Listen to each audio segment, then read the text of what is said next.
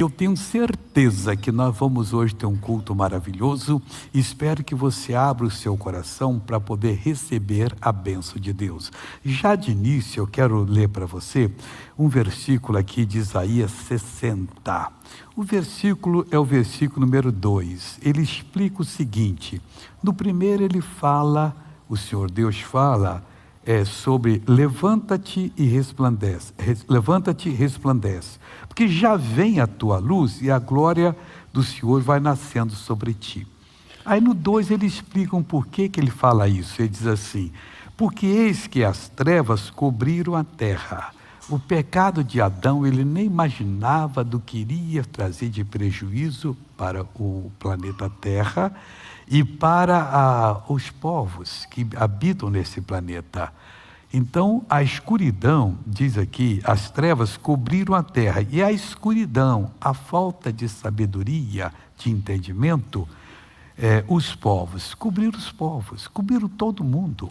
Todos nós nascemos separados de Deus por causa dessa infelicidade do ato que Adão fez de não obedecer à palavra de Deus, comendo do fruto proibido que Eva comeu primeiro, gostou, veio, entregou a ele comeu, e assim foram desligados da presença do Senhor Deus.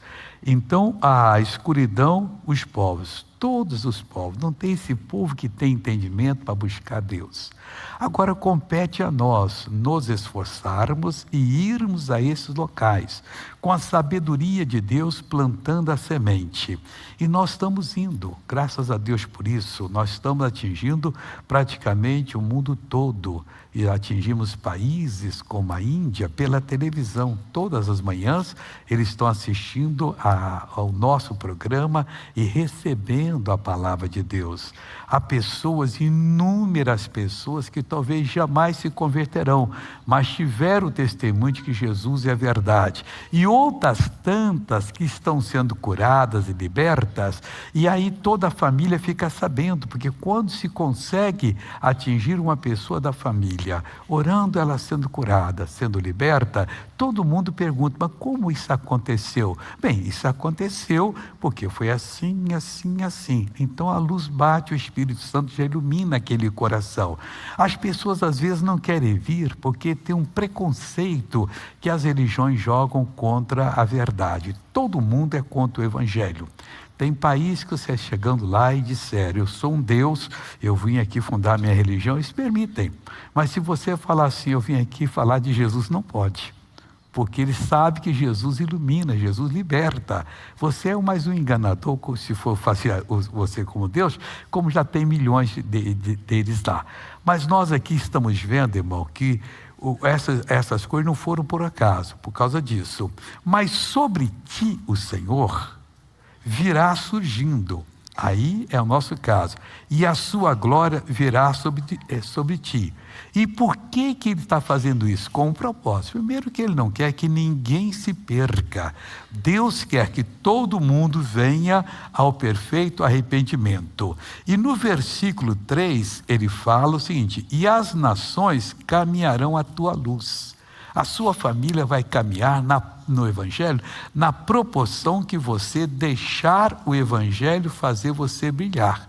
Aí, quando ele brilhar em você, a família vai dizer: é bom, porque o nosso parente era desse jeito, era daquele outro, essa pessoa sofria, essa pessoa tinha problemas tais, e resolveu tudo com Jesus. E aí muda-se completamente. E as nações caminharão à tua luz, e os reis aos resplendor que te nasceu. Quer dizer, daquilo que aconteceu em você, vai fazer com que eles sejam abençoados. Hoje é um dia para você levantar a cabeça e dizer: eu vou buscar Deus, porque Deus está aqui para lhe encontrar, Deus está aqui para lhe abençoar, Deus está aqui para fazer maravilha na sua vida. Aprender um pouquinho com Jesus sobre a oração. Às vezes nós estamos orando bem, ou às vezes estamos orando mal. A maioria das vezes a gente não prestou atenção no que ele ensinou. E toda vez que a gente faz algo que ele falou para não fazer, nós estamos errando.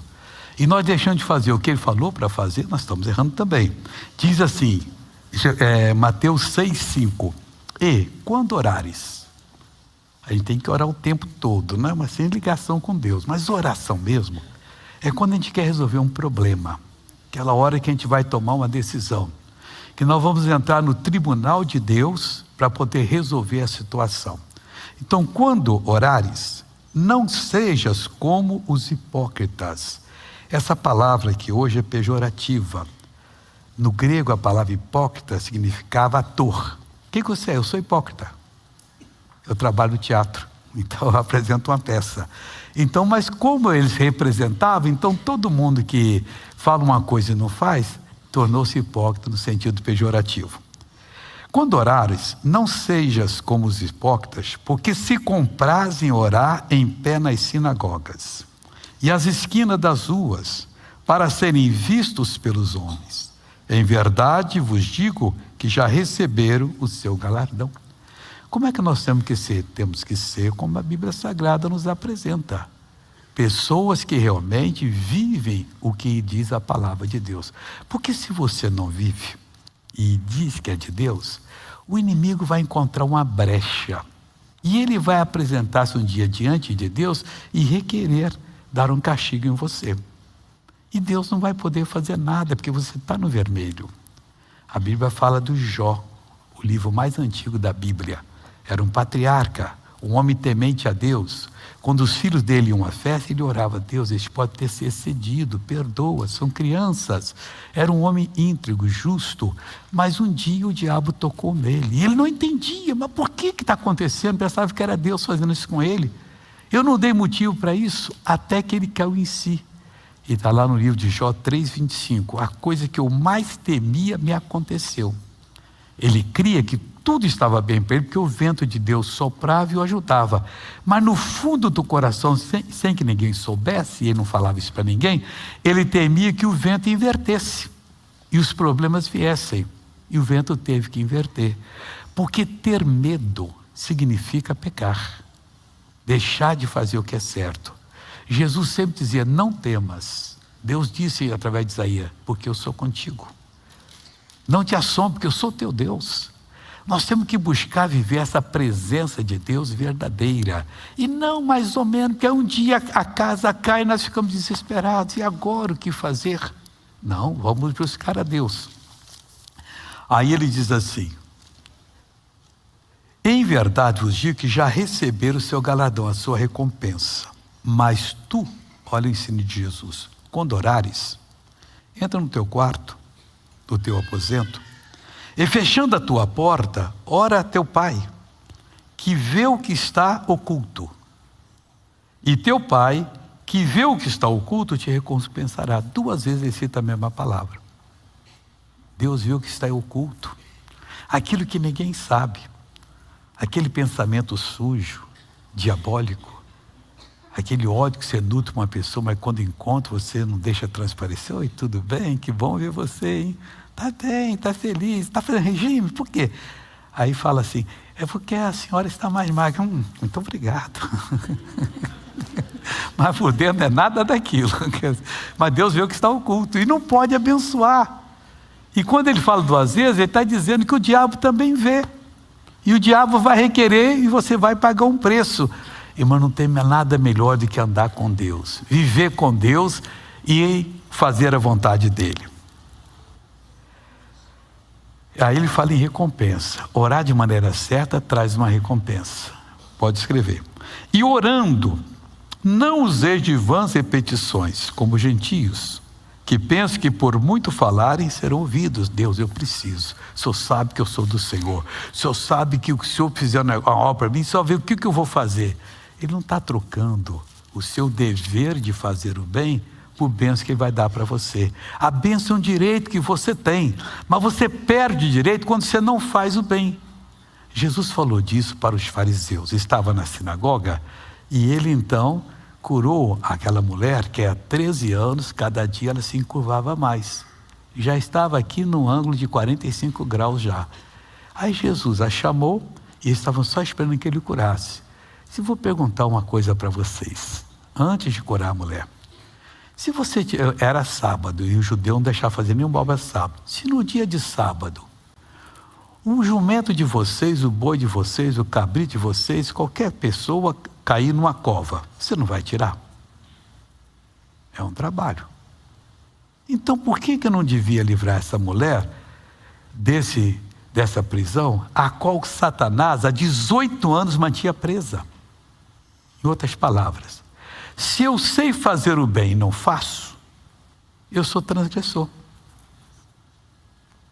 Deus disse a Caim que se cuidasse, porque o pecado jazia à porta. E Caim não se cuidou, deixou o ódio entrar no coração dele e matou o irmão dele. Ganhou o título de primeiro homicida do mundo. Só tinha ele, o irmão, e o pai e a mãe. Foi lá, matou o irmão e perdeu a bênção. Depois nasceu Sete, e através de Sete, o nome dele era Sete, que veio a geração dos piedosos. Aí se entende que quando a Bíblia diz que os filhos de Deus estavam reunidos e veio o diabo, nasceram as filhas dos homens eram formosas, e os filhos de Deus cobiçaram elas. Então está dizendo que a geração de Sete era abençoada, a de Caim não, por causa do erro ali. Mas eles se interessaram nas filhas do Caim, na descendência, e tiveram o casamento com elas. E desse casamento nasceu os grandes varões. Se entende que não são os anjos que cobiçaram, porque anjo não faz sexo. Quando nós formos para os céus também acaba esse negócio. Só para esse mundo aqui agora. No céu não vai ter casa, não vai se casar nem dar em casamento, não vai ter nada disso. Então a gente aqui deve viver da maneira que Deus ensinou. É casado? Seja casado. E não põe uma outra pessoa na mente na hora da intimidade, que aí é adultério. Jesus disse: quem atentar numa pessoa com desejo, e às vezes a pessoa atenta, está pecando. Então não pode, mas me dá uma energia, aquela hora assim, o pecado acende a combustão lá, só que ele leva para o buraco. Aí não tem jeito. Voltando aqui, senão eu vou abrir muito, e já está na hora de eu passar para outra aqui. E orando não usei de vã repetições, não precisa ficar repetindo, porque como os gentios que pensam que muito falar será ouvido. Não vos assemelheis, pois, a eles. Presta atenção, você tem que aprender a orar, chegar diante de Deus: Senhor Deus, eu vim resolver esse problema. Primeiro, você falar com Deus, você tem que já estar na presença dEle, louvando a Deus, buscando a Ele. Aí sente que tem um pecado, você se confessa e tal, está bem com Deus, está naquele momento, você apresenta o problema e ora. Não vos assemelheis, pois, a eles, porque vosso Pai sabe, não precisa falar demais, o que vos é necessário antes de vós lhe o pedirdes. Antes de você abrir a boca, Deus já sabe. E se você está com a palavra dele, você está preparado para receber a bênção do Senhor. E ele vai abençoá-lo em nome do Senhor Jesus. É isso que Deus quer fazer conosco e fará hoje para a glória do Senhor. Vamos ver grandes manifestações do poder de Deus na sua vida, como no culto anterior nós vimos. E Deus continua fazendo essas maravilhas e tenho certeza que vai fazer na sua vida. Desde o início nós estamos preparando você. Josué, capítulo 6. Vamos ver aqui como é que se deu a tomada de Jericó. O Josué, ele sucedeu Moisés. Moisés morreu. Todo mundo um dia morre. O Josué agora era o comandante.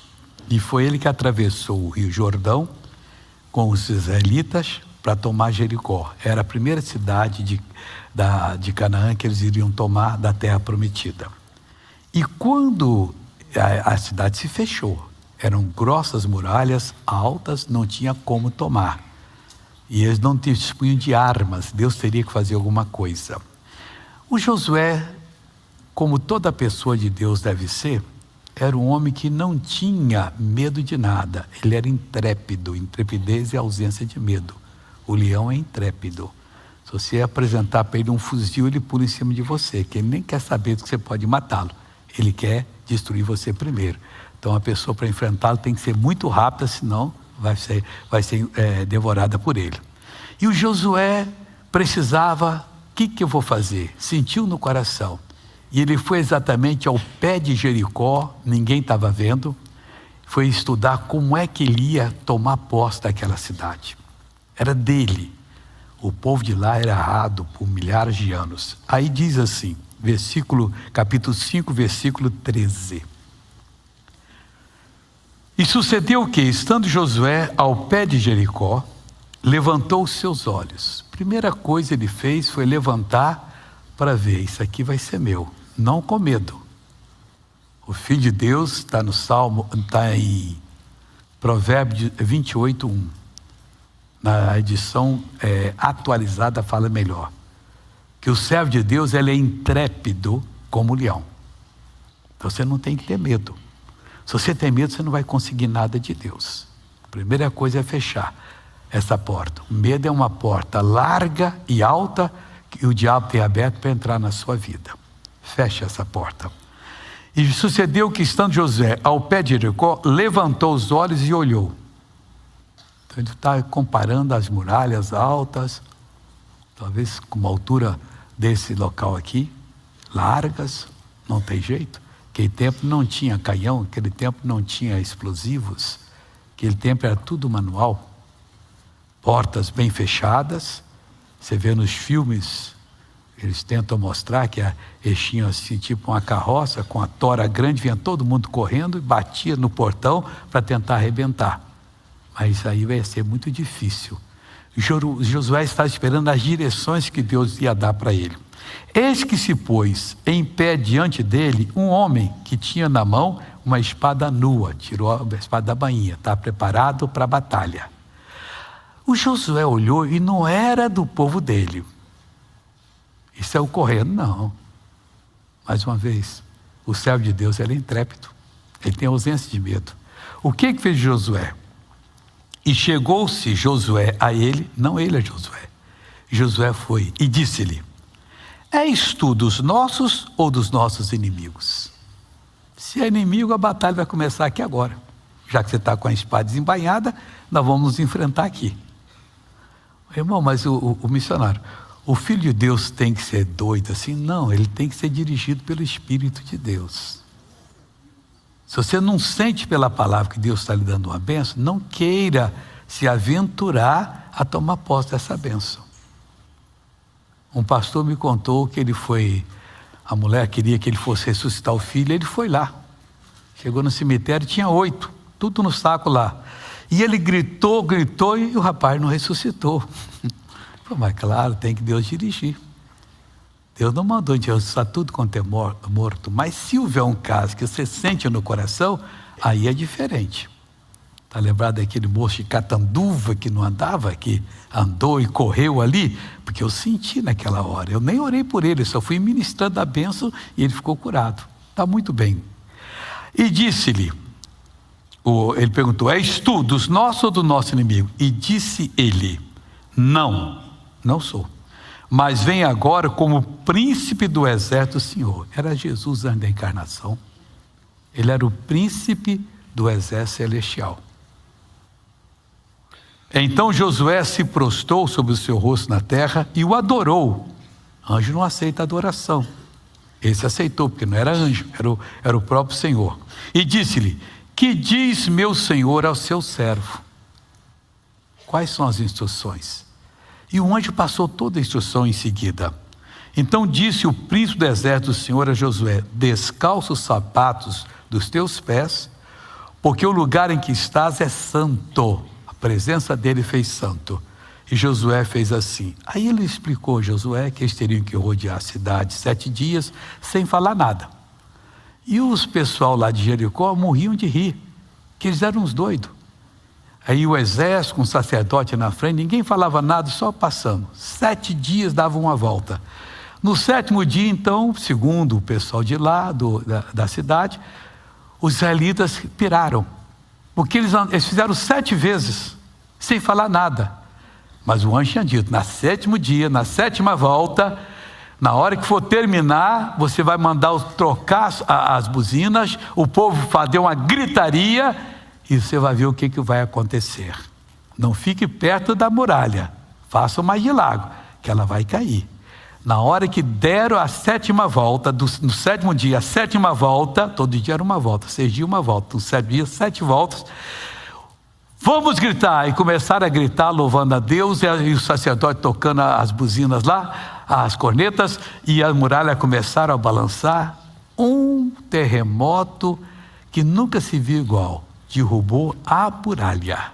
Quem estava de dentro, para dentro, caiu sobre ele. Por lá de fora, ninguém teve uma pedaço de pedra na cabeça dele.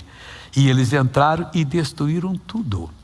Amigo, muitas vezes você tem que rodear a sua Jericó, o seu problema, com a palavra de Deus. Sem ficar orando. Deus, eu preciso tomar uma posição. Não podia falar nada aquele dia. Era jejum de palavras. Eu tenho que assumir uma posição. Fala comigo. A hora que você receber a mensagem de Deus, você vai saber, é agora. Eu agora vou tomar posse. Você faz uma oração e aquele terremoto vem, balança as coisas, derruba a muralha, e a cidade foi toda tomada, e eles então assumiram já a Canaã e começaram dali a investir, e tiveram grandes guerras, mas nunca perderam, a não ser numa cidade chamada Ai, que foi a segunda, porque um deles roubou em Jericó. Deus disse: nada lhe presta, nem ouro nem nada, vocês tacam tudo a fogo, não tem que pegar nada para vocês.